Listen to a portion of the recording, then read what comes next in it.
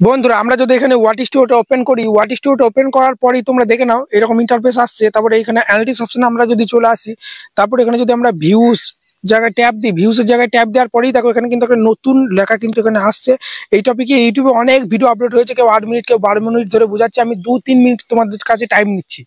এটা কি কারণে হচ্ছে সমস্ত কিছু বলবো। তো এখানে কি লেখা আছে দেখো, ভিউজ, ঠিক আছে, তারপরে data is under reporter for some dates, ঠিক আছে, 31শে জানুয়ারি 2025, মানে 31শে জানুয়ারি থেকে আজকে হয়তো ফেব্রুয়ারি হয়তো 6 তারিখ।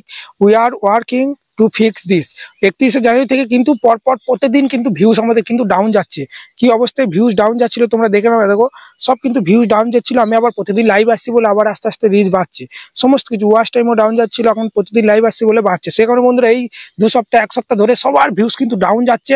তো এটা কি কারণে হচ্ছে, এই লেখাটা কেন আসে, এবং এখানে যদি আমরা ইউটিউবের মধ্যে চলে যাই, ইউটিউবে আসার পর যদি ইউ অপশনে প্রেস করে আমার প্রোফাইলের মধ্যে যদি আমরা চলে যাই, তারপরে এখানে দেখতে পাচ্ছি অ্যানালিটিক্স বলে একটা অপশন আছে। এখানেও যদি আমরা ট্যাপ দিই, এখানেও কিন্তু সেম লেখাটা কিন্তু এখানে চলে আসছে উপরে। দেখো সবার উপরে কিন্তু এখানে দেখাচ্ছে, ঠিক আছে। তো এই লেখাটা কি কারণে আসে আমি তোমাদের বলছি। মানে ইউটিউবে সবসময় কিন্তু আপডেট চলে, বিভিন্ন নতুন নতুন আপডেট আসে, সার্ভার ডাউন হয় কোনো সময়, বুঝতে পারলে তো। সে কারণে বন্ধুরা এগুলো কিন্তু হতেই থাকে, ইউটিউবে কাজ করলে এগুলো হতেই থাকে। কখনো ভিউস আপ হবে, কখনো ডাউন হবে। ডিমোটিভেট হয়ে গেলে হবে না। যেরকম ভিডিও দিচ্ছ বেশি বেশি ভিডিও দিতে হবে। আমি দেখো চ্যানেল ডাউন হয়ে গেছে বলে বেশি বেশি লাইভ আসছি, বেশি বেশি ভিডিও দিচ্ছি।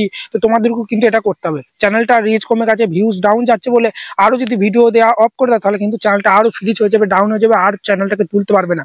সেখানে বারবার বলছি ইউটিউবে কাজ করলে এটা হয়েই থাকে। তোমার যত বড় চ্যানেল হোক না কেন, ভিউজ আপ ডাউন হতেই থাকে। হতে পারে আগে ভালো ভিউজ আসছিল, এখন ডাউন যাচ্ছে গত 2-3 সপ্তাহ ধরে।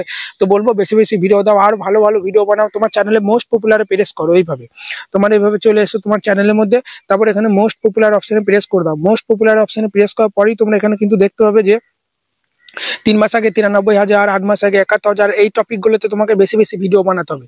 তোমার ক্যাটাগরিতে, তোমার মোস্ট পপুলার ভিডিওগুলোতে যেগুলোতে বেশি ভিউজ হয়েছে, ওখান থেকে প্রচুর সাবস্ক্রাইব পেয়েছো, তো ওই ধরনের অডিয়েন্স কিন্তু তোমার এই ধরনের ভিডিও দেখতে পছন্দ করে। সেই কারণে তোমাকে কি করতে হবে, এই মোস্ট পপুলার ভিডিও যে 4-5টা আছে, এই সেম টপিকে ভিডিও বানাতে হবে।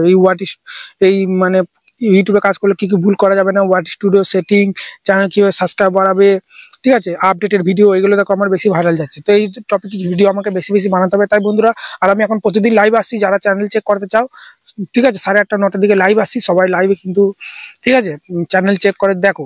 আমি ভিডিওর মধ্যে টিপস দিয়ে থাকি, কিন্তু লাইভে আমি তোমাদের চ্যানেলগুলো চেক করি, তোমাদের চ্যানেল মনিটাইজ হবে কিনা, তোমাদের ভিউজ কেন আসছে না, এসইও ঠিক হচ্ছে কিনা, সমস্ত কিন্তু লাইভে চেক করায়, ঠিক আছে।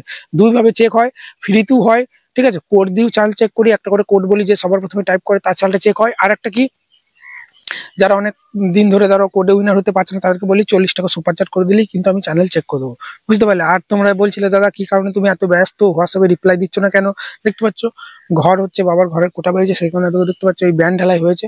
তো আস্তে আস্তে মেজর ঢালাইটা হয়ে গেলেই আমার চাপটা কমে যাবে, তখন আবার রেগুলার আমি কিন্তু হোয়াটসঅ্যাপে তোমাদের রিপ্লাই দেবো। যারা আমার বাড়ি আসতে তার কিন্তু আসবে, কোনো সমস্যা নেই। চলো বন্ধুরা, এখানে ভিডিও শেষ হচ্ছে, চলো রাতে লাইভে দেখা হচ্ছে।